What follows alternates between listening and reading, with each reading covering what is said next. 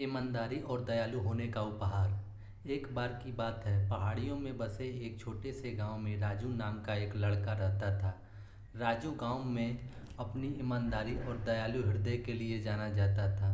बदले में कुछ उम्मीद किए बिना वह अक्सर पड़ोसियों की मदद करता था। एक दिन जंगल में खेलते समय राजू को एक चमत्कार वस्तु से ठोकर लग गई।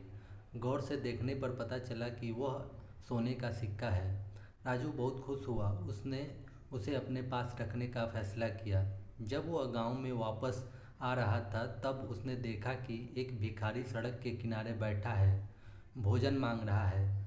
सोने का सिक्का रखना या भिखारी को देने के बारे में राजू सोचने लगा। काफ़ी चिंतन के बाद उसने भिखारी को सोने का सिक्का देने का फैसला किया और भिखारी को सोने का सिक्का दे दिया।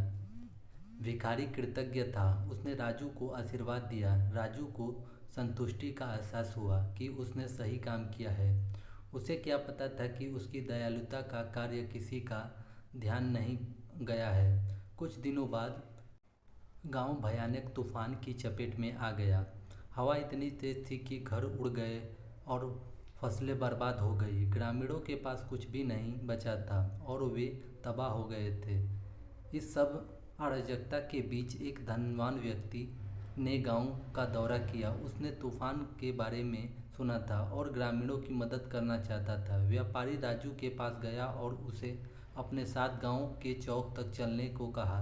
जब वे पहुंचे तो व्यापारी ने घोषणा की कि वह गांव के कुछ धनराशि दान करेगा। उन्होंने भीड़ के चारों ओर देखा और पूछा कि क्या हाल ही में किसी ने कुछ अच्छा कार्य किया है। राजू ने आगे बढ़कर व्यापारी को भिखारी के प्रति उसकी दयालुता के बारे में बताया। व्यापारी राजू की ईमानदारी और उदारता से प्रभावित हुआ। उसने राजू को पूरा रकम देने का फैसला किया, यह जानते हुए कि वह इसे गांव की बेहतरी के लिए बुद्धिमानी से इस्तेमाल करेगा। राजू चौंक गया और कृतज्ञता से अभिभूत हो गया। वह जानता था कि भिखारी को सोने का सिक्का देकर उसने सही किया था। उसे अप्रत्याशित तरीके से भुगतान करना पड़ा।